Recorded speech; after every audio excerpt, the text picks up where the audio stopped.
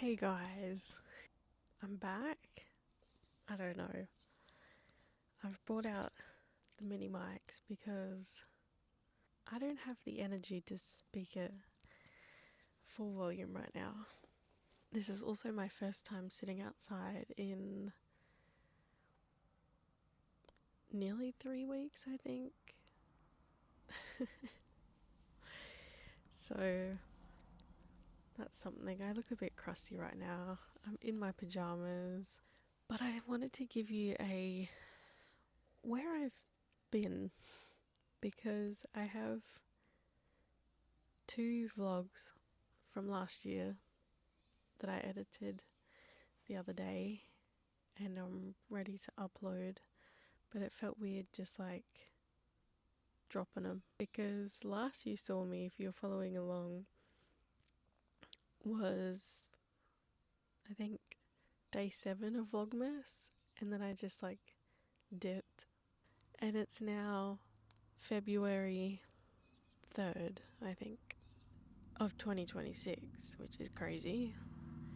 But let's start in December. It's been a wild ride, guys. And I think my mic's going flat, so I just want to... There we go, then I can see if it goes flat and if I'm just talking into the abyss. But December. So I was doing Vlogmas, which I love Vlogmas. I had it all planned out, the whole 24 days. I had things to do, like plans with people. But it just... I don't know why. It just felt like a lot. Like there was a lot going on in here. And then the thought of like filming just felt like a lot. And so the original plan was to take one day off of Vlogmas and come back refreshed, you know. And then one day turned into two, and then two turned into three. And then the thought of picking up the camera, I just felt like I couldn't do it, and I couldn't tell you why. So I was like, you know what? I'm gonna listen to my body and we're gonna leave it for 2025. I still did the things I had planned. Pretty much all of it, yeah. But just because I could, not because, not for Vlogmas. Now, in December, I also was sort of dating someone, I guess. We weren't like boyfriend, girlfriend, whatever, but we were going on dates like multiple times a week. Let's just say, spoke about exclusivity, blah blah blah. He deleted the dating apps in front of me. Cut to December 31st, New Year's Eve, and what do I find? Oh, his dating profile. So that was... sent me through the ringer a little bit. My first time crying on New Year's Eve, but there's a first for everything, isn't there? Although you'll be proud of me, guys, because in the profile he said he was looking for a wife by January 1st. So you know what I did? And I can post the picture here as proof. 12:41 a.m. January 1st. I hit him with the "Has Tinder found you a wife yet?" And from that moment on, we never spoke again. So that happened. Oh, you know what's worse though? I had booked us like a weekend getaway the 3rd of January or something. I was like, oh, umming and ahhing, do I go, do I not? You know, it's kind of embarrassing being like, oh, it's just one guest now actually. But I went, guys. I had a good time. I ended up running into my bestie Chloe in Rundle Mall, so we hung out for a little bit, which was nice. It did, I will admit, felt a bit like I had moments where I was like, just felt sad. And I wasn't even particularly sad or mad about well, I was mad. But I wasn't particularly like upset. Like it wasn't a long relationship that I was mourning or anything. I guess so it was just annoying. I'm like, just tell me you're not interested. So I didn't feel, because it made me feel like a joke, you know? So that happened. And then all was going well. I was planning to make my comeback, just like film Day in the City or whatever. And then, like 2.5 weeks ago, I just woke up feeling so nauseous. And I hate calling in sick to work because I hate like putting people out, and I love my job so much. And so I went to work and I said to my manager, I'm like, look, I'm not feeling great. And she said, you go home. So I was at work for 4 minutes. 8:04 I was walking out the door again, which actually, I think the week before I started getting sick because I actually had a panic attack at work, and I went home that day too, which was crazy. Not my first panic attack, and definitely not my first time feeling anxious at work, but that was weird. But I think that might have been the start of the sickness. But yeah, this Wednesday I was like, can't do it. Went home, I died, guys. My eyeballs felt swollen, my head was pounding, I couldn't barely eat, drink, you know. And then that night at 3 a.m. I woke up and I was like, I need Panadol and I need it now, but I think if I move, I'm gonna throw up. So I took my little bucket, my vomit bucket, and I walked to the kitchen with my water because I was also out of water. And I was like filling up my water, and I was like, Brigitte, you need to turn that tap off right now. And I started throwing up on the kitchen floor.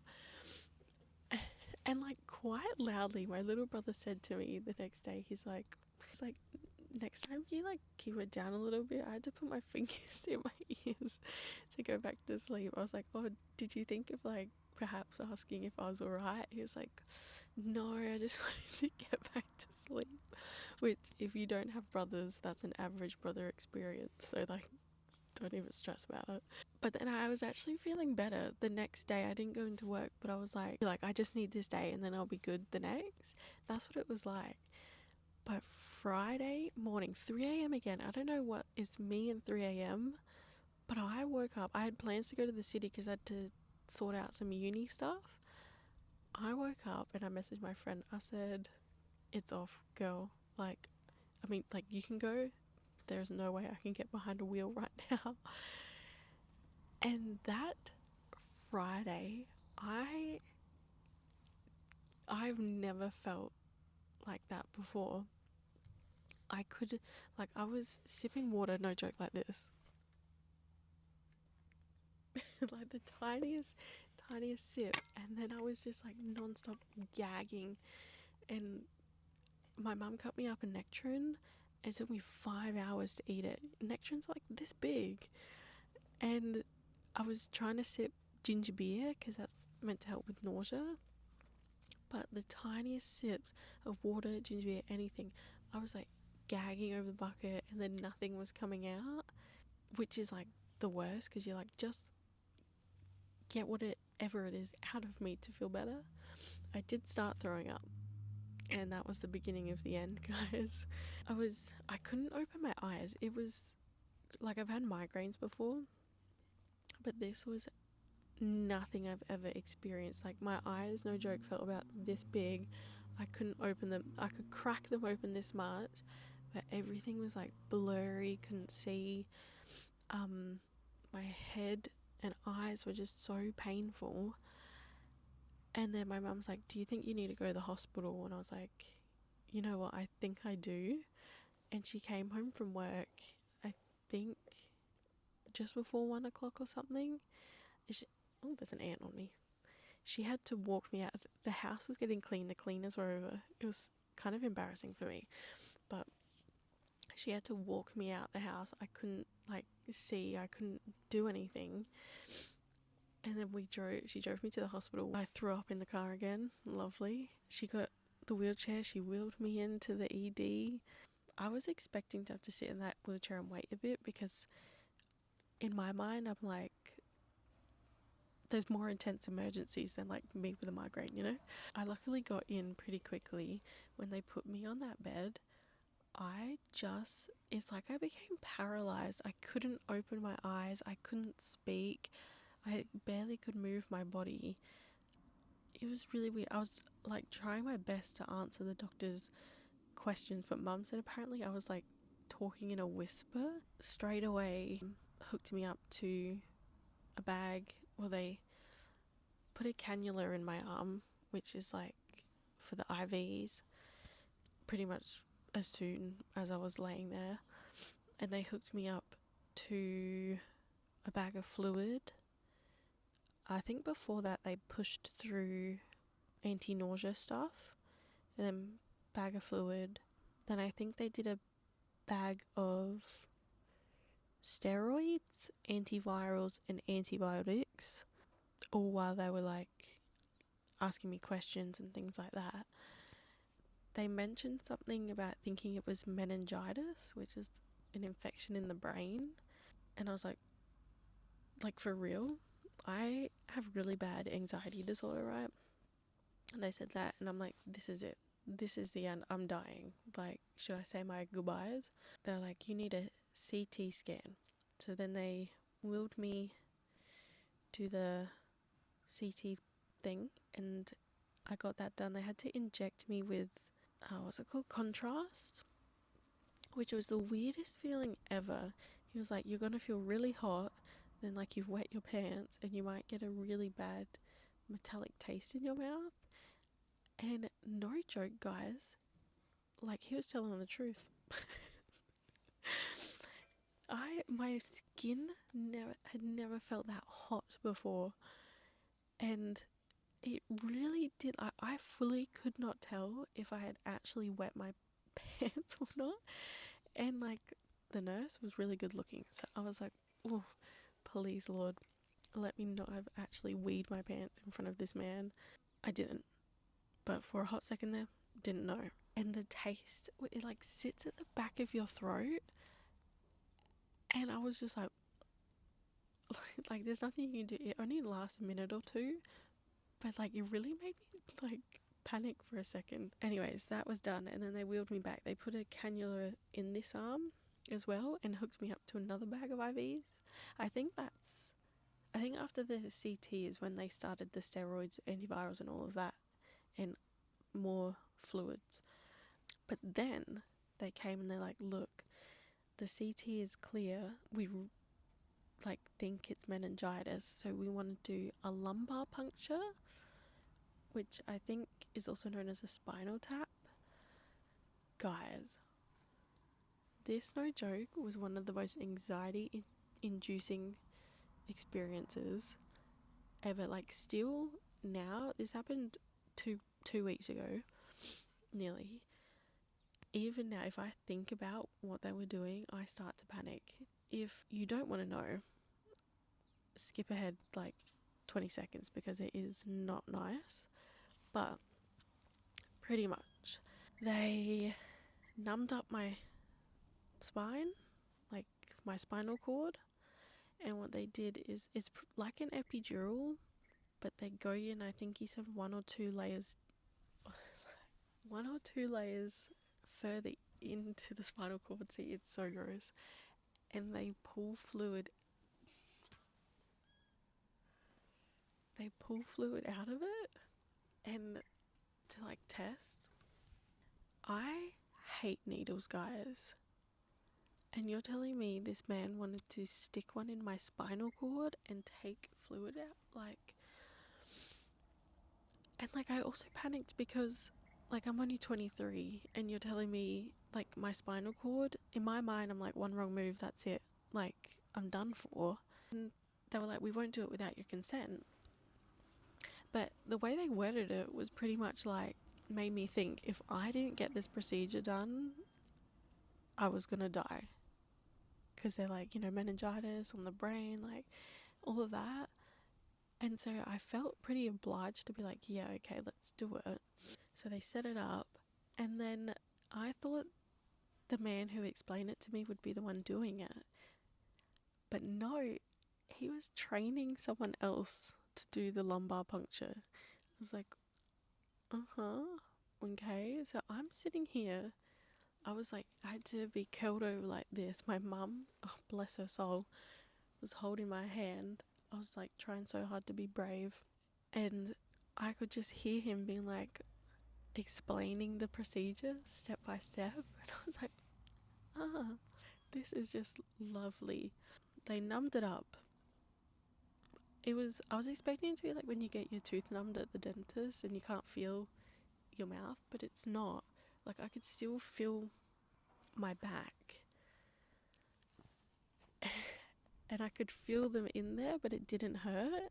They went in once and they hit bone.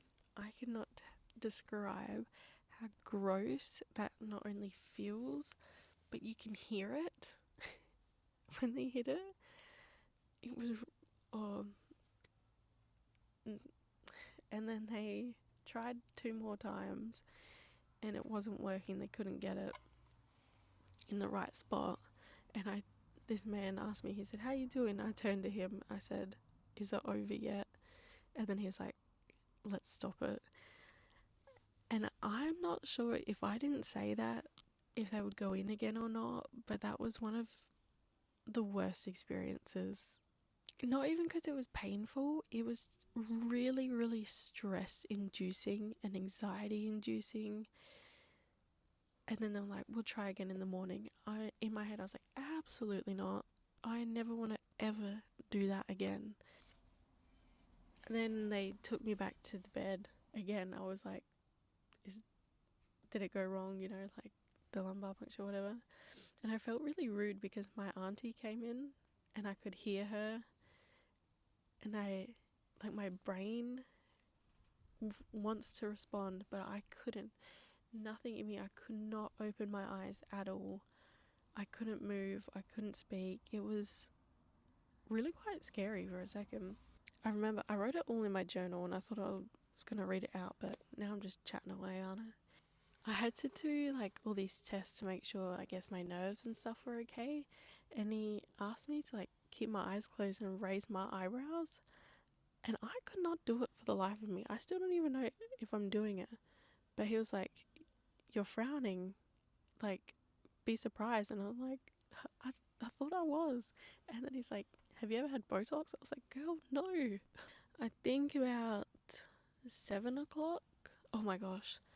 The nurse, after my lumbar puncture, she actually made me the best toasted sandwich I've ever had in my life. Like, I don't know what cheese was in there, but it was amazing. And I don't think I'll ever have a cheese toastie that good ever again in my life. But my mum had one too, and we both agreed that it was the best cheese toastie we've ever had. 7:30, something like that. I finally got admitted into a hospital room where they said they'll keep me overnight. I'm like, cool, sweet, whatever. Oh, I forgot to say, my mum, the queen, was pretty much doing a photo shoot as this was all unfolding. So I'll scoot over a little bit and I'll put in some pictures here or something. I got admitted at 12 o'clock. They came in to pump me with more antivirals and antibiotics. And I had both arms going. Well, actually, no, I had the first arm going at 12. And then when it finishes, it like beeps. And I don't know why, but the nurse never came back. And so it kept beeping until 4 a.m. I somehow fell asleep through this. And I woke up and I looked at the clock and I was like, 4 a.m. Oh my gosh, it's been going for 4 hours. But then the nurse changed and he's like, "Do you want me to put this in your other arm so you can like get some sort of sleep?" I was like, "Yes, please." So then I had both arms going, being pumped with stuff. Oh, and that nurse, he was wearing glow in the dark scrubs. That was nice. That morning, I woke up at 6 o'clock hearing the staff changeover. And then at 7 o'clock, I got woken up by my toilet neighbour, which is the toilets are connected to just 2 rooms. And the person, they weren't using the toilet, but I had left my door open and the sound was traveling through their room. This lady, I think she was an old lady, she was watching some Facebook video full blast. I was like, that's something my nan would do. Like, I could just imagine her there on her iPad. I said it reminded me of my neighbour in the ED. Also, apparently doesn't have silent mode on his phone. It was just like ringing and like text tone full blast. My mum and I were having a laugh at that. And yeah, I had a really nice nurse come in that morning. My machine was beeping again because it had finished. She came in and she accused me of being her noisiest patient because I was beeping. Oh yeah, and I had a cup of like cordial, like just the concentrate, and she was like, "Has Dracula been in your room?" It looked like a cup of blood sitting there, but yeah, that was funny. That morning, this cannula in this arm, they call it tissuing, where it had popped out my vein and the fluid was from the IVs was now going into like under my skin instead of in my vein, which she said is okay, like it would just take slower to like get into my bloodstream or whatever, but it's really painful. I wasn't expecting it. Like, it really stings when that happens. So they took it out and my arm was like swollen and like really jiggly. It was kind of funny. Then the doctor came through and said no lumbar puncture. I was like, thank you, Lord. And he also said I'll be in there for 3 days. So I was like, okay, we can do this. At least I don't have to do the lumbar puncture. One of my friends came and dropped me off flowers that day. That was really nice. Oh yeah, the nurse was like putting something in this cannula and her glove got caught in it and like yanked it. Oh girl, that was not ideal. This night the nurse came in to give me my IVs and stuff, and for some reason it took like 3 hours and I couldn't sleep when that was happening. And so I watched the new Harry Styles music video. But I was like kind of stressed out because you just want sleep in the hospital. And then she's like, alright, be back a bit later to do it all again. And that was at 2:30, and at 3:15 she was back. I managed to sleep through that one. Sunday, it was just like laying there. They'd hook me up to an IV. That would go on for a bit. And then like an hour, 2 hours later, they'd start again. The whole cycle, because I was going through antivirals, antibiotics, anti-nausea. They ended up having to, instead of pushing it through my cannula, putting it through the drip, because it made me feel really sick one time and like I threw up. So they just did that to be like on the safe side. And then the Sunday night, this was the worst night in the hospital. For some reason, I couldn't get to sleep that night, and I finally did at about, I think it was like 9:45, 10 o'clock, and at 10:30, they came in to start all the infusions. And this night, it went on from 10:30 until 5 a.m. and my vein started to hurt. Like, it wasn't stinging like it had tissued, but it just was like sore because so much stuff was getting pumped through it. And it was more so the mental, because I was also struggling to sleep through that, and I was exhausted from all the days of being sick and everything, and I just wanted sleep, and I was so close to just full on having a like crying breakdown because I just wanted it to stop and it wasn't. So that was the worst night in hospital.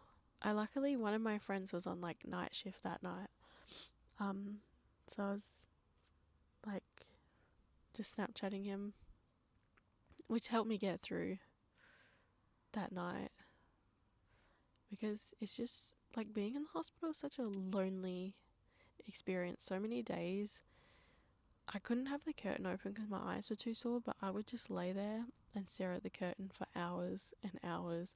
The TV wasn't on. I didn't even really have thoughts in my mind. I was just like it was almost like you feel numb as a person. And then they'd come in and I'd just give them my vein. Anyways, I told them that this cannula started hurting, so they put a cannula in this hand,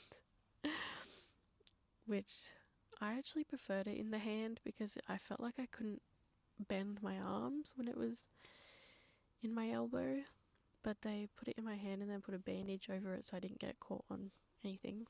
And then it was just another full day of IVs and stuff. I think it was, the Monday she stopped IVs. I was so thankful. Well, actually, I'm ahead of myself. That day, this cannula tissued, or that night, or something like that.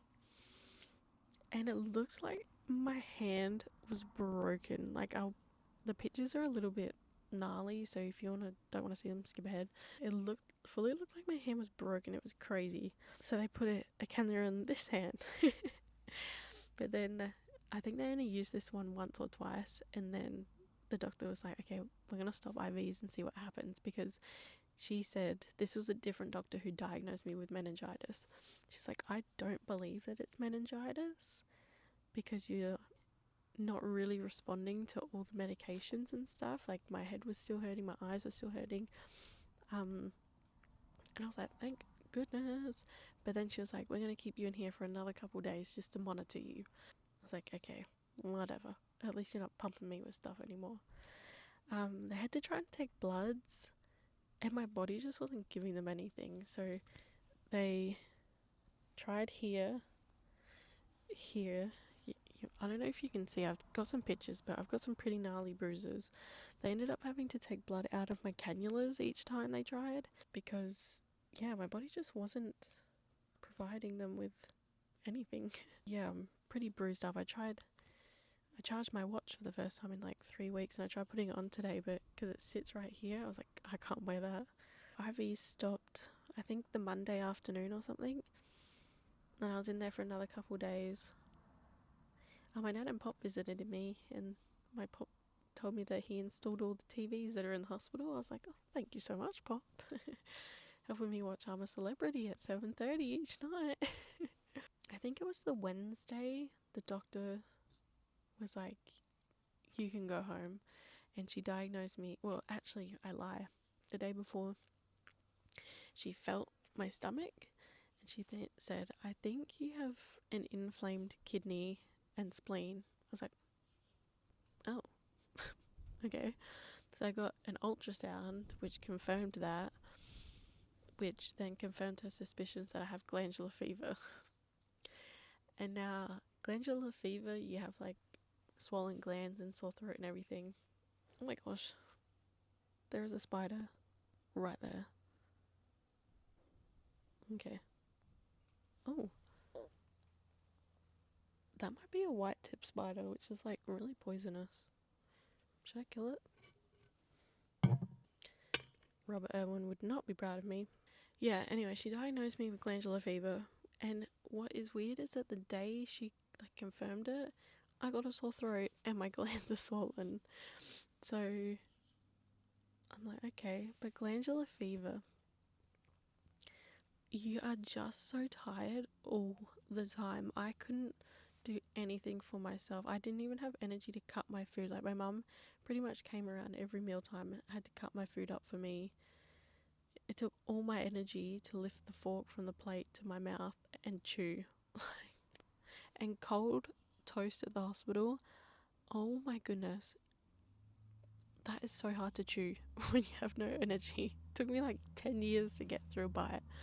She informed me that it's going to take weeks to months to feel myself again. What?